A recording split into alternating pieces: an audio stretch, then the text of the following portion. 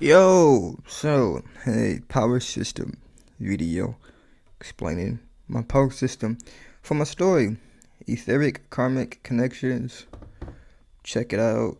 I'll be dropping a manga too for it, so that's tight. Yeah. So there's that link in the description to the Wattpad that you see right here on the screen. I'll also put a link in the description to my webtoon, but there isn't much there except two panels I drew. If you want to check it out, you can, but they're pretty old and not the best. So, yeah. But I'm gonna be deleting those and redoing it and all that. So, once I finish the web novel. So, yeah, we'll get there. We'll get there. Continuing on forth to the actual reason of this video. Okay. So, my fault.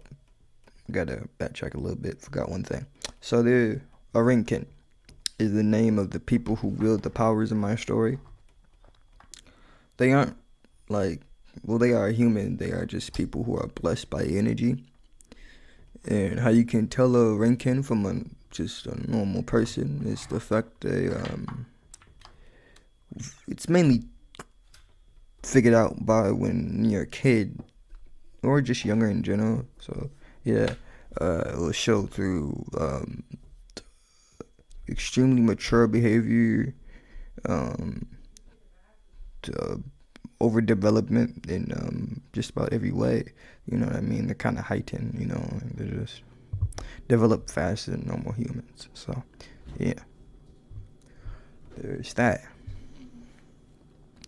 So, stasis energy is a limited way to use Rinken Jutsu, commonly used to coat around the weapon or to make it more efficient or what it does, or to just make it not break as easily. In advanced ways, stasis energy is used to make a physical manifestation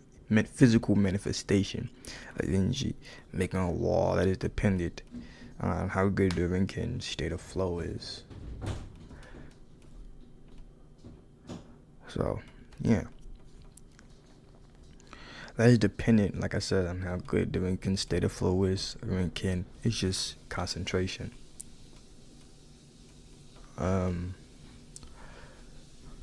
It built, and also it depends on how much stasis energy they have built up too.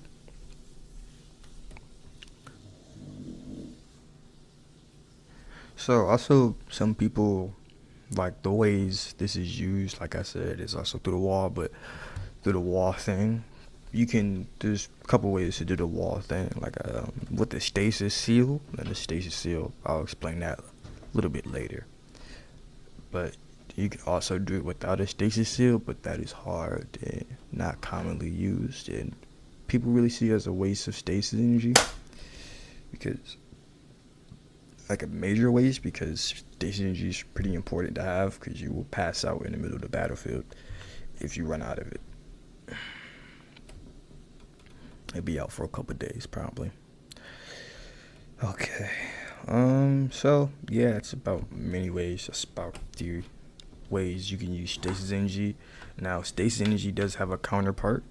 You'll notice that just about everything has somewhat of a duality to it in my story, or kind of like that. It's enjoyable to write. So yeah, sacred energy is its duality. It's derived from stasis energy, but sacred energy is a little bit different in how it works. Same thing, like intention, but it's used for more aggressive fighting styles and not defense. It's also more commonly used by generations of clans that have built that energy up inside them, and then they're in that clan is kind of like genetically evolved to hold that. Members of the clan over time genetically evolved to have that ability with the sacred energy. Okay, so there's a lot of different things people can do with sacred energy. Really common ways are just putting an aura around your body, which most clans do. It's not the most powerful way, nor is it the least powerful way. It's just common and easy. they just coat it around their, like I said, make an aura basically. Not really, it's not like stasis energy, because when you coat yourself with stasis energy, it's more like a thin layer to protect you from your own Rinkin jutsu that you do, and also from others. But yeah, so this is more like an aura, explosive aura, kind of like imagine like a Dragon Ball Z type thing coming off you. And most of the time it's white, but it can be other different colors for different clans.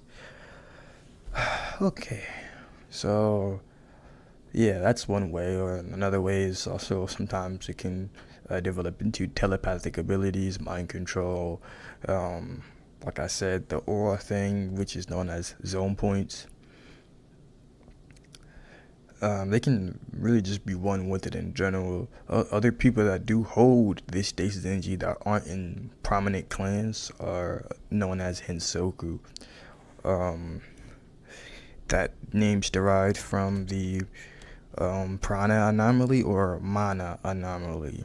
These mana anomalies or prana anomalies are places in the world that have an inflammation of energy in a specific trait. The anomalies on land are especially dangerous to go to, hosting animals that have evolved to the energy, allowing there to be something like flaming bears. The Rinkin that are, like I said, the Rinkin that do have these prana anomalies or mana anomalies are known as Hensoku. They have marks too, so to really identify that this person is in Hensoku and is quite dangerous in a specific trait, they will have an alchemic symbol, either fire, water, or whatever.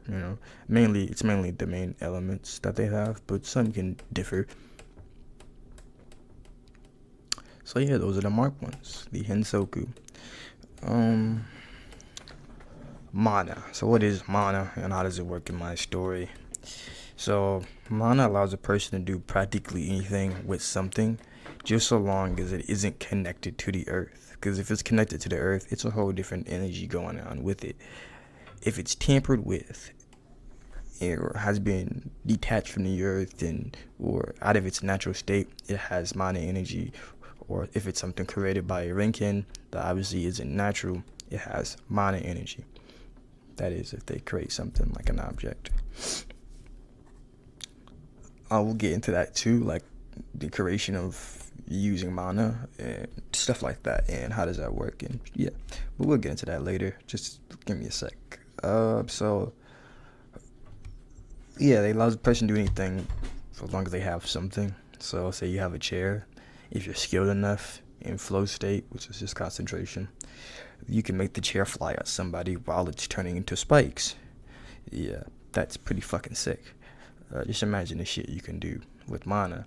Though telekinesis is very rare with people who wield mana, it still is quite dangerous because you don't need to be really near what you want to control when it comes to mana. You really just have to reach your energy out there to it. So most people that do have mana are the Rinkin that are amongst high-ranking clans or nobles, or yeah. But most don't actually master mana because it is very hard to master. You will see very people who actually mastered. You can say they master certain traits of mana, but that's about it. Not the full thing. Mana is quite overpowered, and I don't want people wielding that. You know what I mean? It's pretty nice. It's quite like thinking about the things you can do about it. So I have to make it very hard to learn. So the counterpart to mana is prana.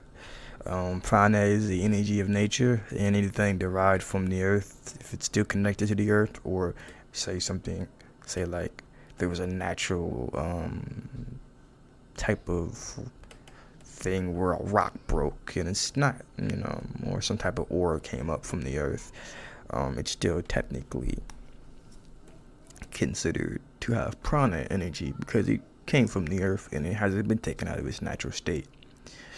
So mana is not as flexible. I mean, prana is not as flexible as mana because prana you have to be close to what you want to manipulate. So you, and it's only, like I said, natural things or things that are connected to the earth or not taken out of its natural state. So say you're near a tree, you can put prana energy into the tree to make the tree roots fly at somebody and bind them. Something like that. So moving on to what is known as zone points. They are basically an aura, like I said earlier, with the sacred energy stuff. It's an aura amp up, some being able to make things like lightning point, flame point, wind point. Sorry, I might have fucked that word up. I have a slight lisp. So wind point. There you go. So it's good enough. Some can just become one with the wind. Can't become one with whatever they are zone pointing. For example, a wind point can allow someone to disappear with the wind as it blows, becoming visible to the eyes, but not invisible to energetic senses. And I bet you're wondering, why doesn't that person just hide their presence when they turn to wind? Because hiding your presence is impossible while you're doing a zone point, because hiding your presence is a zone point itself. So how you hide your presence is you put stasis energy around your body, and you also just kind of put all of your aura and energy into that stasis energy that you have covered around your body, and that will hide your presence.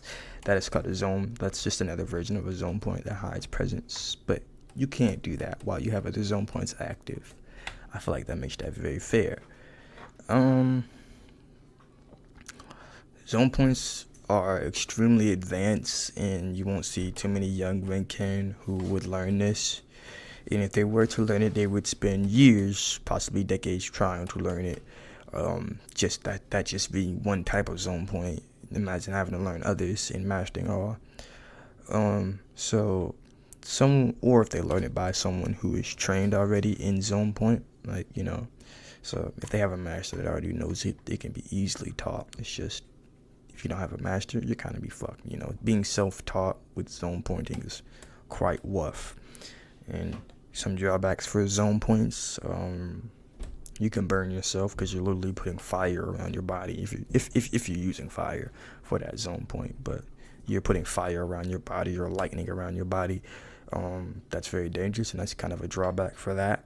So if you don't have stasis energy, you can't do zone points. So if you don't have a good control of stasis energy, you can't do zone points.